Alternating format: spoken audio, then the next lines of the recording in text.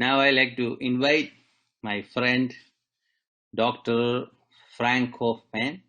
He's a president of the 12 Gates Foundation and serving as advisor for the Value community and NGO representative to the United Nations. Dr. Frank Kaufmann, floor is for you. Thank you very much, Guruji. Am I audible to everyone? Yes, okay. I'm very honored at the opportunity to be invited to this inaugural event for the month. And the kind of, you've expanded a day into a month and a month into a day. We have World Yoga Day, June 21st, and somehow you've done a kind of a divine magic in which a day stretches out for a month long of recognition. So it's a fun and interesting thing you've accomplished.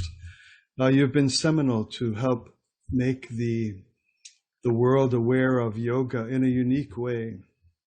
You started that work from at home in India. You've brought it to the United States, but happens to be New York, where the United Nations is located. And so through that channel, you've made the awareness of yoga worldwide. It's quite a remarkable accomplishment. And as we start on this month of Yoga Month, some of us may know, I think maybe a lot of us on the call may know what you're committing yourself to. It's kind of, if anyone is nearby, we should all rush to Guruji's house and every evening give him a massage and feed him, and because what he is setting out now from June 1st for an entire month is a massive commitment and a massive work.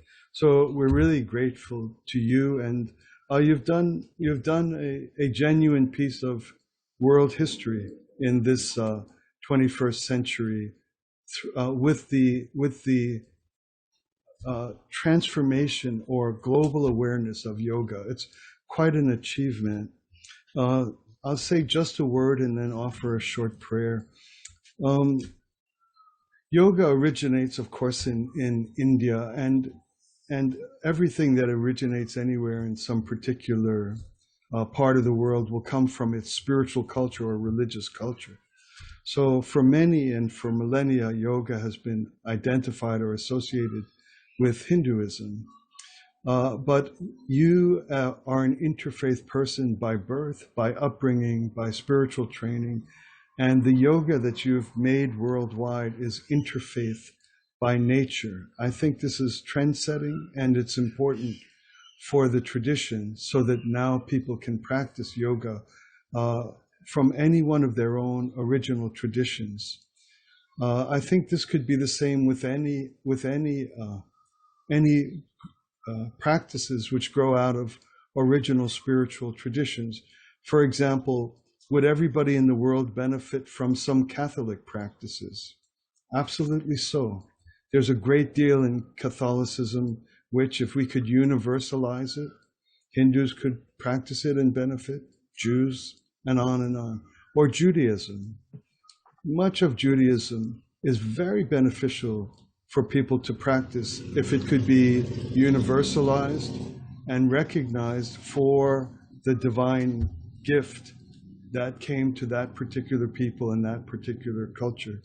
So it's the same with yoga. Many would want to kind of use it as a vehicle to transmit Hinduism to the world. God bless them and may they succeed. But in your case, Guruji, you have brought to the world without requiring anything else other than to just benefit from the enormous gift of yoga to humankind. And this is a great achievement. It's a great achievement.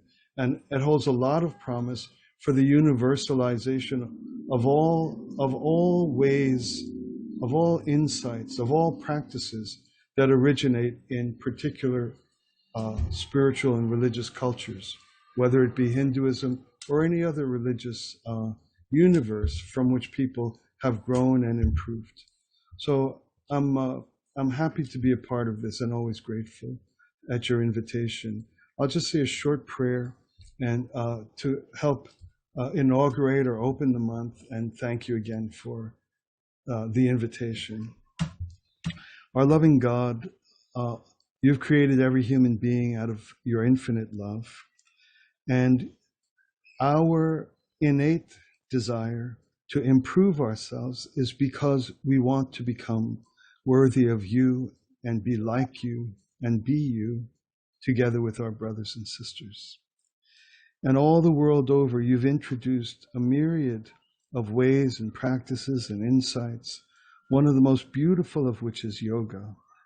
And all of us here float and swim in the stream of bringing this great gift to the world and even benefiting it from ourselves, from practicing, from our teachers as we grow to learn this wonderful tradition.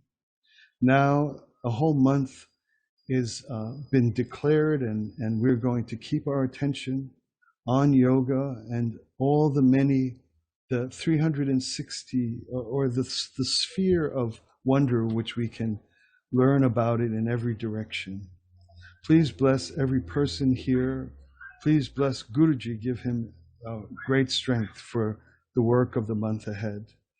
We're grateful to you always. We seek a deeper humility and a deeper fondness and a deeper love among ourselves so that we can really make you seen in the world, and that our ways can help bring peace and take away the troubles that often arise around us.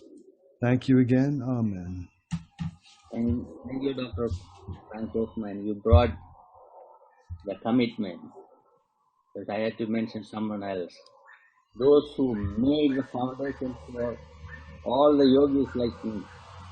Then here we have really easy way to promote yoga. But the person who brought the yogic or the Hinduism to the US, that is Swami Vivekananda. I had to mention that too.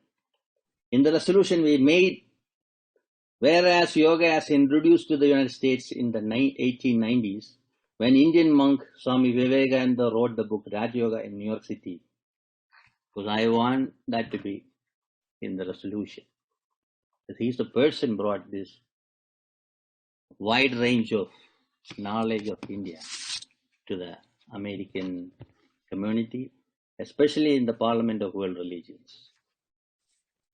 That should be mentioned.